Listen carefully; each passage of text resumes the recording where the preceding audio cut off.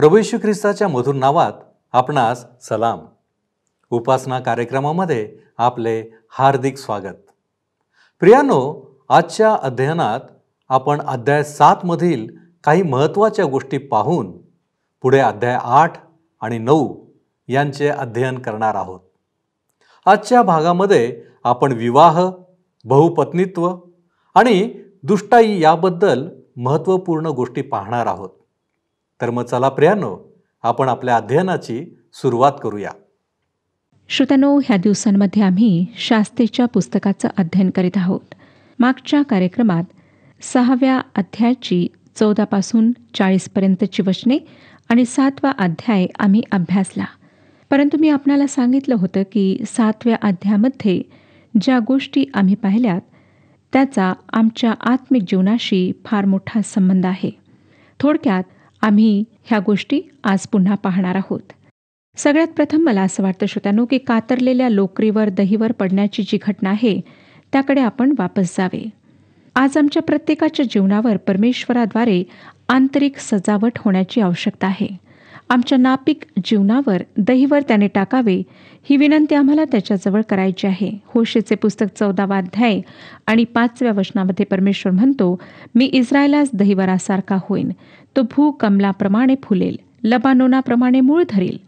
ह्या विषयाविषयी परमेश्वर बऱ्याच वेळेला पवित्र वचनात बोललेला आहे. योसेफाविषयी त्याने अनुवादाचे पुस्तक 33वा अध्याय आणि 13व्या वचनात म्हटले होते की परमेश्वर त्याच्या देशास पुढील बाबतीत बरकत देव, आकाशाचे अमूल्य पदार्थ व दहीवर खाली पसरलेला महासागर. तसेच नीतिसूत्रे 19वा अध्याय आणि 12व्या वचनात वचन सांगतं की राजाचा कोप सिंहाच्या गर्जनेसारखा आहे, त्याची प्रसन्नता गवतावर पडलेल्या दहीवरासारखे आहे. नीतिसूत्रे 3रा अध्याय आणि 20वं वचन, त्याच्या ज्ञान बलाने जलाशय बाहेर आले व आकाश दहीवर वर्षते. शेवटी स्तोत्रसंहिता 133 1-3 वचनांमध्ये परमेश्वर म्हणतो, स्तोत्रसंहिता 133 आणि 1-3 वचने. पहा बंधूंनी, एकाने एकत्र राहणे किती चांगले व मनोरम आहे. ते मस्तकावर ओतलेल्या अहरोनाच्या दाढेवर उतरलेल्या त्याच्या वस्त्राच्या काठापर्यंत ओघळलेल्या बहुमोल तेलासारखे आहे. सियोन डोंगरावर उतरणाऱ्या हर्मोन पर्वताच्या दहीवरासारखे ते आहे, कारण तेथे परमेश्वराने आशीर्वाद म्हणजे अनंतकालिक जीवन देण्याचे ठरविले आहे. श्रोत्यांनो, परमेश्वराने अशा प्रकारे आशीर्वाद दिला आहे. आज आम्हाला त्या स्पर्शाची नितांत आवश्यकता आहे, अगदी ताज्या स्पर्शाची. गुलाबाच्या पाकळीवर जमलेल्या दहीवराप्रमाणे आणि सकाळच्या वेळी गवताच्या पातीवर जमलेल्या दवबिंदूप्रमाणे आम्हाला त्याची आवश्यकता आहे. आम्हाला अगदी काळजीपूर्वक त्याने केलेल्या स्पर्शाची आवश्यकता आहे. होशेचे पुस्तक 14वा अध्याय आणि 5वं वचन आम्हाला सांगतं की लिली फार नाजूक असते आणि आमचा प्रभू परमेश्वर जेव्हा संकटात, दुःखात, त्रासात आम्ही असू तेव्हा आमच्यावर दहीवरासारखा येईल. आमचा प्रभू येशू ख्रिस्त येरुशलेमची स्थिती पाहून रडला, परंतु काय आम्ही पापी लोकांची स्थिती पाहून रडतो? जकातदार आपला ऊर बडवीत म्हणाला होता की हे देवा, मज पाप्यावर दया कर. आज आमच्या स्वतःविषयी काय? आज आम्हाला परमेश्वराच्या स्पर्शाची आवश्यकता आहे, जो आम्हाला सामर्थ्य आणि स्थिर बनवू शकतो. आम्ही मजबूत होऊन दृढ बनवू शकतो. स्तोत्रकर्त्याप्रमाणे आम्ही सुद्धा म्हणू शकतो की हे देवा, माझे चित्त स्थिर आहे, माझे चित्त स्थिर आहे. मी गाईन, मी सुस्वर भजन करीन. आज आमच्या जीवनावर परमेश्वराच्या दहीवराची आवश्यकता आहे, जो आमच्या जीवनात निर्मलपणा आणि पवित्रता आणू शकतो. पेत्राचे दुसरे पत्र 3रा अध्याय आणि 14व्या वचनात पॉल सांगतो की ह्यास्तव प्रियजन हो, ह्या गोष्टींची वाट पाहत असता तुम्ही त्याच्या दृष्टीने निष्कलंक व निर्दोष असे शांतीत असलेले त्याला आढळावे म्हणून होईल तितके प्रयत्न करा. श्रोत्यांनो, आम्हाला ह्याचीच आवश्यकता आहे. परमेश्वर फक्त स्वच्छ, शुद्ध आणि निर्मल पात्रांचा उपयोग करतो. पेत्राचे पहिले पत्र 1ला अध्याय आणि 16वं वचन, कारण असा शास्त्रलेख आहे की तुम्ही पवित्र असा, कारण मी पवित्र आहे. हे परमेश्वर आम्हाला सांगत आहे. करिंथकरास दुसरे पत्र 7वा अध्याय आणि 1 वचन, ह्यास्तव प्रियजन हो, आपणाला ही अभिवचने मिळाली आहेत म्हणून देहाच्या व आत्म्याच्या सर्व अशुद्धतेपासून आपण स्वतःला शुद्ध करू आणि देवाचे भय बाळगून पावित्र्याला पूर्णता आणू. श्रोत्यांनो, किती सुंदर पाठ आणि किती सुंदर चित्र आमच्या डोळ्यापुढे ठेवण्यात आलेले आहे. दुसरा आत्मिक पाठ आता रिकाम्या घड्यांसंबंधी आहे. करिंथकरास दुसरे पत्र 4 अध्याय आणि 7 वचन, ही आमची संपत्ती मातीच्या भांड्यात आहे अशा हेतूने की सामर्थ्याची पराकोटी देवाची आहे, आमच्यापासून होत नाही हे समजावे. ही मातीची भांडी ख्रिस्ती विश्वासणाऱ्यांच्या देहाला दर्शवितात. हाच पौलाच्या म्हणण्याचा अर्थ आहे जेव्हा तो म्हणतो रोमकरास पत्र 12 अध्याय आणि 1 वचनात, ह्यास्तव बंधुजन हो, मी देवाच्या करुणेमुळे तुम्हाला विनवितो की तुम्ही आपली शरीरे जिवंत, पवित्र व देवाला ग्रहणीय यज्ञ म्हणून समर्पण करावी. ही तुमची आध्यात्मिक सेवा आहे. श्रोत्यांनो, म्हणून आम्हाला माणसाविषयी अभिमान बाळगायचा नाही. पौल करिंथकरास पहिले पत्र 3 अध्याय आणि 21 वचनात म्हणतो, ह्यास्तव माणसाविषयी कोणी अभिमान बाळगू नये, कारण सर्व काही तुमचे आहे. हीच मातीची भांडी आहेत. आमच्याजवळ ही संपत्ती मातीच्या भांड्यात आहे. आम्ही परमेश्वराकरिता मातीचे घडे आहोत, परंतु आमच्यापैकी काही अजूनसुद्धा तुटलेले नाहीत आणि त्यामुळे आमचा प्रकाश बाहेर चमकत नाही. हा आमचा प्रकाश नाही श्रोत्यांनो, जेणेकरून आम्ही चमकावे, परंतु येशू ख्रिस्ताचा प्रकाश जो आमच्या जीवनाच्याद्वारे इतरांना दिसायला हवा, त्याचा प्रकाश आमच्याद्वारे पसरायला हवा. फक्त तुटलेल्या पश्चाताप आणि भरलेल्या जीवनातच हा प्रकाश चमकू शकतो. आम्हाला ह्या जगात ज्योतीप्रमाणे चमकायचे आहे. पौलाने फिलिप्पेकरास पत्र ह्यामध्ये फिलिप्पे येथे राहणाऱ्या लोकांस लिहिले होते की जे काही तुम्ही कराल ते कुरकुर व वादविवाद न करिता करा, ह्यासाठी की ह्या कुटील व विपरीत पिढीत तुम्ही निर्दोष व निरुपद्रवी अशी देवाची निष्कलंक मुले असे व्हावे. त्या लोकांमध्ये तुम्ही जीवनाचे वचन पुढे करून दाखविताना ज्योतीसारखे जगात दिसता. आता रणशिंगे ह्याविषयी आपण पाहूया. करिंथकरास पहिले पत्र 14 अध्याय आणि 8 वचनात म्हटले आहे, तसेच कर्ण अस्पष्ट नाद काढील तर लढाईस जाण्याची तयारी कोण करेल? हे वचन ख्रिस्तावर विश्वास ठेवणाऱ्या लोकांची साक्ष आणि त्यांनी दिलेल्या पुराव्याबद्दल बोलते. ख्रिस्ती विश्वासणाऱ्यांची साक्ष आणि पुरावा निश्चित आणि स्पष्ट असायला पाहिजे, तरच इतर लोकांना प्रभू येशू ख्रिस्ताच्या प्रेमाची आणि त्याच्या कृपेची खात्री पटेल. आता आपण 8व्या अध्यायाकडे वळूया. 8व्या अध्यायात गिदोन शास्त्याविषयीचा हवाला पुढे चालू आहे. ह्या अध्यायात मिद्यानाच्या हातातून इस्रायलांची सुटका, गिदोन व त्याच्या लोकांना मिळालेला विजय ह्यानंतरच्या काही ठळक गोष्टींचा उल्लेख आम्हाला आढळतो. आता श्रोत्यांनो, इस्रायली लोक स्वतंत्र झाले होते आणि पुन्हा त्यांची उन्नती होऊ लागली होती. जेब आणि सल्मुन्ना जे मिद्यानी राजे होते त्यांचा पाठलाग करून त्यांना पकडण्यात आले आणि त्यांना मारण्यात आले.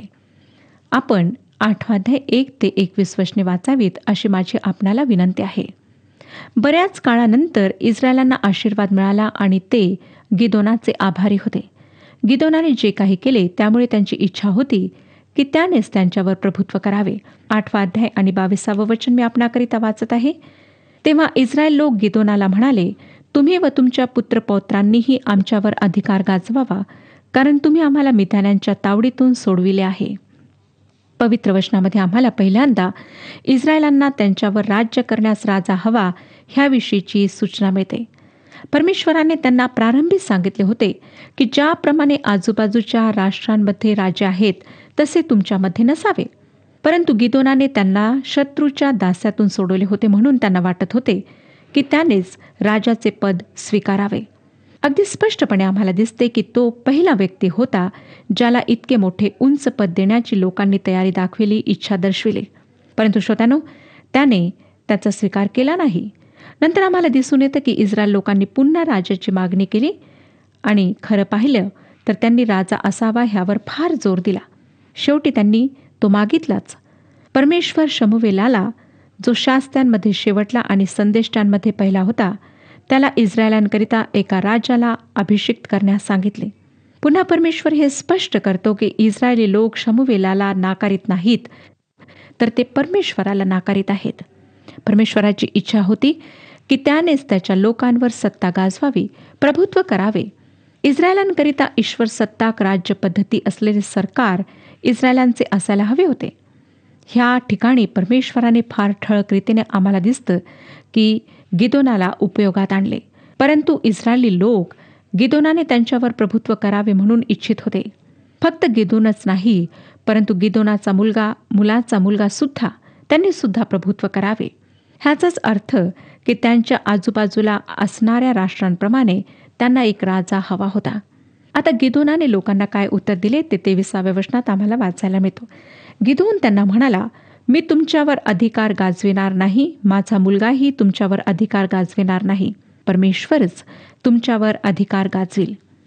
श्रोत्यानो, गिदोन फार चांगला धडा शिकला आणि त्यामध्ये काहीच संशय नाही. हा तरुण पुरुष जो डोंगराच्या पायथ्याशी द्राक्षकुंडात गव्हाची मळणी करीत होता, त्याने समजून घेतले की तो भित्र आहे. त्याला माहीत होते की त्याला परमेश्वराने विजय दिला आहे. त्याला माहीत होते की युद्धामध्ये विजय प्राप्त करण्यास त्याच्यामध्ये सामर्थ्य नाही, परंतु त्याला समजून चुकले की ह्या उद्देशाकरिताच परमेश्वराने त्याला शास्ता म्हणून उभे केले. गिदोन खरोखरच वैशिष्ट्यपूर्ण व्यक्ती होता, ह्यात काहीच शंका नाही. त्याचा उल्लेख इब्री लोकासपत्र 11व्या अध्यायात सुद्धा आलेला आहे, ज्यामध्ये विश्वासाच्या नायकांची सूची देण्यात आली आहे. खरे पाहिले तो शास्त्यांच्या यादीचे पुढारी पण करतो. यादीमध्ये तो दाविदाच्या सुद्धा पुढे आला आहे. आपण ह्याकरिता इब्री लोकासपत्र 11वा अध्याय 32 ते 34 वचने वाचू शकता.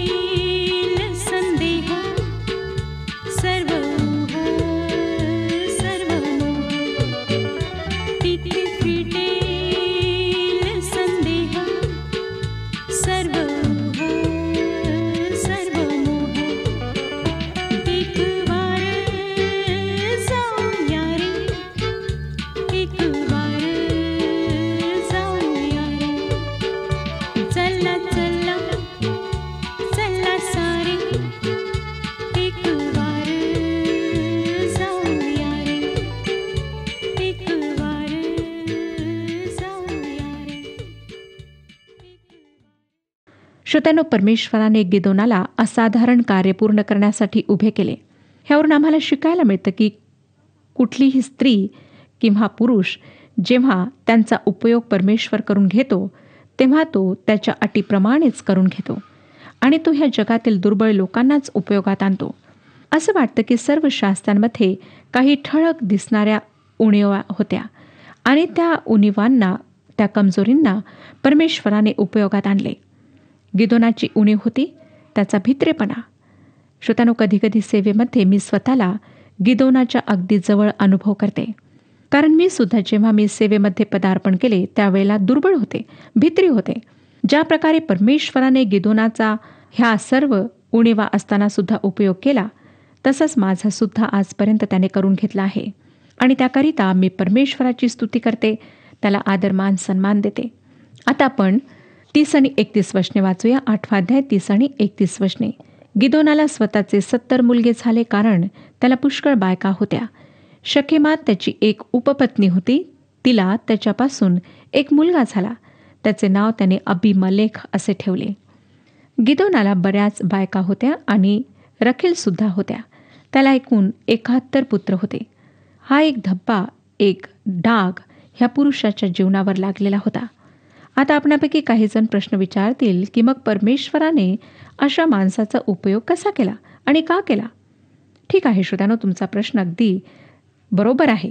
गिदोनाने इतक्या बायका आणि इतके पुत्र हे सर्व काही युद्धानंतर केले आणि खरे म्हणजे हे सर्व काही असताना सुद्धा परमेश्वराने त्याचा उपयोग करून घेतला. त्याने जे केले त्याला परमेश्वराने स्वीकृती दिली नाही. हवाला वाचल्यानंतर आम्हाला हेच कळून येईल की त्याच्या कृत्यांमुळे इस्रायल राष्ट्रावर भयंकर संकट आले. पुढच्या अध्यायात ह्या गोष्टी आम्ही पाहणार आहोत. परमेश्वराने अन्य राष्ट्रासोबत विवाह संबंध जोडण्याविषयी मनाई केली होती. इस्रायलांना एकापेक्षा अधिक बायका करण्यास परमेश्वराने मनाई केली होती. परमेश्वराने आदामाकरिता खूप साऱ्या हव्वा उत्पन्न केल्या नाहीत, त्याने फक्त एकच स्त्री उत्पन्न केली. परमेश्वराने आदामाच्या सर्व फासळ्या काढल्या नाहीत, फक्त एकच फासळी काढली. श्रोत्यांनो, परमेश्वराने ह्या सर्व गोष्टींना मान्यता दिली नाही. शल्मोनाने जे काही केले त्याला सुद्धा परमेश्वराने मान्यता दिली नव्हती आणि तो गिदोनाला सुद्धा आशीर्वाद देणार नव्हता. खरे पाहता गिदोनाच्या कार्यामुळे राजाचे भाग पडलेत आणि सारी भयंकर स्थिती निर्माण झाली. हा त्याच्या जीवनात एक कलंक होता. परमेश्वर कधीच काहीच लपवत नाही. ज्याप्रमाणे माणूस आहे तसेच तो त्याचे चित्र रेखाटतो. आता जर गिदोनाचा कोणी मित्र त्याचे जीवनचरित्र लिहिणारा असता तर त्याने गिदोनाच्या जीवनाचा हा हिस्सा लिखाणातून बघायला असता. परंतु परमेश्वराने हा हिस्सा सोडला नाही. तो मानवाचे चित्र त्याच्या सर्व भयानक आणि पापमय रंगांनी सुद्धा रंगवतो. 33 ते 35 वचने सांगतात, गिदोन मरण पावल्यावर लोक पुन्हा फिरले आणि व्यभिचारी मतीने बाल देवाच्या नादी लागले. त्यांनी बाल बरीत ह्याला आपला देव केले. इस्रायल लोकांचा देव परमेश्वर, ज्याने त्यांना सभोवतालच्या सर्व शत्रूंच्या हातून सोडविले होते, त्याची त्यांनी आठवण ठेवली नाही. तसेच यरुबाल म्हणजे गिदोन ह्याने इस्रायलावर केलेले सगळे उपकार न स्मरता त्याच्या घराण्याबद्दल त्यांनी काही कृतज्ञता दर्शविली नाही. श्रोत्यांनो, गिदोनाच्या मृत्यूनंतर गोंधळ निर्माण झाला. पुन्हा तीच जुनी कथा होय ना श्रोत्यांनो? इतिहासाचे चक्र पुन्हा फिरण्यास सुरुवात झाली आणि आम्हाला दिसतं की कशा प्रकारे त्याच्या मरणानंतर इस्रायली लोक पुन्हा मूर्तीपूजा करू लागले. आता आपण 9वा अध्याय पाहणार आहोत.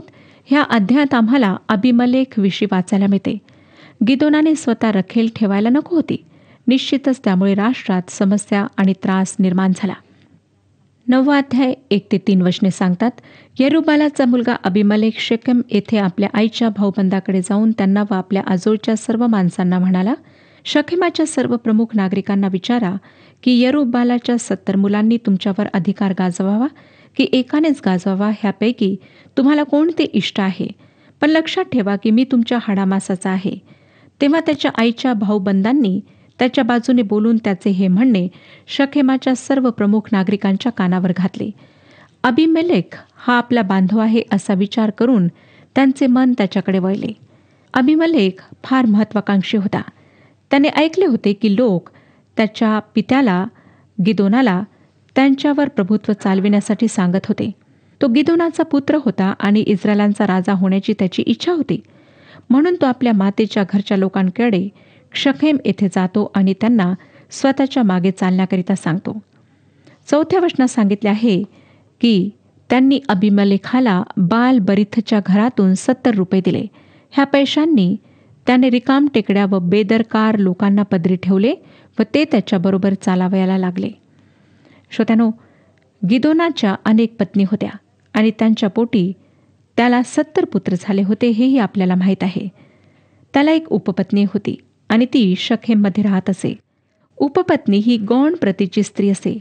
तिला जनावरांप्रमाणे विकत घेण्यात येत असे किंवा लढाईतून जिंकून आणण्यात येत असे. समाजामध्ये अशा स्त्रियांना फार खालचे स्थान प्राप्त होत असे. गिदोन आणि त्याच्या पत्नी राहत असलेल्या अफ्रा नगरापासून शखेम 30 मैलाहून अधिक दूर होते. त्याची उपपत्नी शखेममध्ये राहत असे आणि तिला गिदोनापासून अबिमेलेक झाला होता. अबिमेलेकचा अर्थ आहे दैवी राजा माझा पिता आहे. 5वं वचन आम्हाला सांगतं, मग त्याने अफ्रा येथे आपल्या बापाच्या घरी जाऊन आपले भाऊ म्हणजे यरुबालाचे 70 मुलगे ह्यांची एकाच खडकावर कत्तल केली. तरी यरुबालाचा सर्वात धाकटा मुलगा योथाम हा वाचला, कारण तो लपून राहिला होता. श्रोत्यानो, ह्यावरून आम्हाला दिसतं की अबिमेलेक हा फार दुष्ट आणि क्रूर होता. त्याने फार भयंकर असे कृत्य केले. त्याने आपल्या 70 भावांना त्या खडकावर मारून टाकले. काही पवित्र शास्त्र बायबलचे स्पष्टीकरण करणारे लोक अबिमेलेकला न्यायी आणि शास्ता म्हणून प्रगट करतात. तो न्यायी राहिला असेल कारण लिहिले आहे की 3 वर्षे तो अधिपती होता. एका विख्यात बायबल विद्वानाने लिहिले आहे की बळकावून घेतलेल्या सत्तेमुळे आणि भातृ हत्या करून मिळविलेल्या वर्चस्वामुळे अबिमेलेकाची शास्त्यांमध्ये गणना होऊ शकत नाही. त्याने गिदोनाच्या 70 पुत्रांची फार निगूढ रीतीने हत्या केली होती आणि स्वतःला राजा म्हणून घोषित केले होते, स्थिर केले होते. आता आम्हाला दिसून येईल की जे काही घोर कृत्य अबिमेलेकने केले त्यामुळे त्याचा परमेश्वराने न्याय केला. त्याचप्रमाणे शखेम येथल्या लोकांचा सुद्धा, कारण त्यांनी त्याला राजा बनवून त्याला हे सर्व करण्याकरिता पाठिंबा दिला होता. यात युद्ध सुरू झाले कारण त्यांच्यामधील बऱ्याचशा लोकांना अबिमेलेक नको होता. 6व्या वचनात आम्ही वाचतो, श्रोत्यानो, तेव्हा शखेमातील सर्व प्रमुख नागरिक आणि बेथ मेल्लो येथील सर्व लोक एकत्र झाले व त्यांनी शखेमाच्या स्तंभाजवळील मोठ्या वृक्षापाशी अबिमेलेकाला राजा केले. 7वे वचन आम्हाला सांगते की हे वर्तमान ऐकून योथाम हा गरिजीम डोंगराच्या शिखरावर गेला व उभा राहून मोठ्याने म्हणाला, शखेमकरांनो माझे ऐका, म्हणजे देव तुमचे ऐकेल. आपण अगोदरच पाहिल्याप्रमाणे ही उतरण यहोशवाने कराराचे नूतनीकरण करण्यासाठी उपयोगात आणली होती. एबाल उतरणीवरून शापवाणी उच्चारण्यात आली होती. गरिजीम डोंगराच्या शिखरावरून देवाच्या 10 आज्ञा पालन करणाऱ्यांसाठी जे आशीर्वाद राखून ठेवले आहेत त्या भावी आशीर्वादांचे वडील जनांनी पठण केले होते. या भावी आशीर्वादांच्या जागेवर उभे राहून योथाम आपल्या खुनी सावत्र भावाशी आणि त्याला पाठिंबा देणाऱ्या शखेमच्या लोकांशी बोलला. योथाम ओरडून बोलला होता. त्यावेळी राजा शोधणाऱ्या झाडांची योथामने आपली प्रसिद्ध रूपक कथा सांगितली. जैतून वृक्ष, अंजीर वृक्ष आणि द्राक्षवेल यांनी राजा होण्याचे नाकारले तेव्हा त्यांनी काटेरी झुडपास आव्हान केले. ह्याविषयी 15वं वचन सांगतं, ते काटेरी झुडूप झाडांना म्हणाले, तुम्ही खरोखर मला अभिषेक करून आपणावर राजा नेमणार असला तर येऊन माझ्या छायेचा आश्रय घ्या, नाहीतर काटेरी झुडपातून अग्नी निघून तो लबनोनाचे गंधस्वरूप भस्म करेल. शखेमच्या लोकांना त्याने शाप दिला. नंतर पुढे 23 आणि 24 वचनात आम्ही वाचतो की देवाने अबिमेलेक व शखेमचे लोक यांच्या दरम्यान वैमनस्य उत्पन्न करणारा दुरात्मा पाठविला आणि शखेमचे लोक अबिमेलेकाशी कपटाने वागू लागले. यरुबालाच्या 70 मुलांचा घात करणारा त्यांचा भाऊ अबिमेलेक आणि त्याच्या भावांची कत्तल करण्यास त्याला हातभार लावणारे शखेमकर ह्यांच्यावर दोष ठेवून ह्या खुनाचा बदला घ्यावा ह्या हेतूने देवाने असे केले. शखेम नगराचा अधिपती अजूनही राजाचा मित्र होता आणि काय खलबते चालली आहेत याची त्याने त्याला बित्तम बातमी दिली. त्याप्रमाणे अबिमेलेकाला त्याने गालला, जो भटक्या लुटारी होता, त्याला हाकून लावले आणि शखेमच्या लोकांना शिक्षा केली.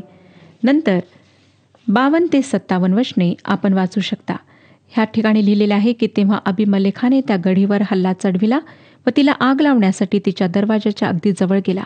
हे पाहून एका स्त्रीने जात्याची वरची तळी अभिमलेखाच्या डोक्यात टाकून त्याचा कपाळ मोक्ष केला. तेव्हा त्याने घाईघाईने आपल्या शस्त्रवाहक तरुणाला बोलावून म्हटले, आपली तरवार उपसून मला छाटून टाक, नाहीतर एका बाईने ह्याला जीवे मारले असे लोक म्हणतील. त्या तरुणाने त्याला भोसकले आणि तो मरण पावला. अभिमलेख मरण पावला हे पाहून इस्रायल लोक आपापल्या स्थळी गेले. अभिमलेखाने आपल्या 70 भावांची कत्तल करून आपल्या बापाशी जे दुष्ट वर्तन केले होते त्याबद्दल देवाने त्याचे अशा प्रकारे पारिपत्य केले. त्याप्रमाणेच शखेमकराच्या सर्व दुष्टाईचे खापर देवाने त्याच्याच माथ्यावर फोडले आणि यरुबालाचा मुलगा योथाम ह्याने त्यांना दिलेला शाप खरा ठरला. श्रोत्यांनो, गिदोनाच्या जीवनाकरिता हा दुःखद शेवट होता, ज्याने अशा अनोरस पुत्राला अभिमलेखला जन्म दिला. परमेश्वराने गिदोनाला फारच खालच्या पातळीवरून वर उचलले होते. गिदोन एक शेतकरी होता आणि आम्ही पाहिलं की कशा प्रकारे देवाने त्याला पाचारण केले. अभिमलेखाने आपल्या 70 भावांची कत्तल करून आपल्या बापाशी जे दुष्ट वर्तन केले त्याबद्दल देवाने त्याचे अशा प्रकारे पारिपत्य केले. त्याचप्रमाणे शखेमकरांच्या सर्व दुष्टाईचे खापर देवाने त्याच्याच माथ्यावर फोडले आणि यरुबालाचा मुलगा योथाम ह्याने त्यांना दिलेला शाप खरा ठरला. श्रोत्यांनो, कित्येकदा चांगल्या गोष्टीही वाईट होऊ शकतात, हे सत्य मी आपल्या निदर्शनास आणले. त्या वाईट गोष्टींना बांध घालण्यास काहीच केले नाही तर त्या अधिक वाईट दुष्टाईने भरलेल्या अशा होतात. परमेश्वर ह्या विषयाला समजण्याकरिता आमचं मार्गदर्शन करो आणि आम्हाला आशीर्वाद देऊ. हा कार्यक्रम आपणास आवडला काय? आता आम्हाला एक मिस कॉल करा आणि आपण पुढील विजेता होऊ शकता.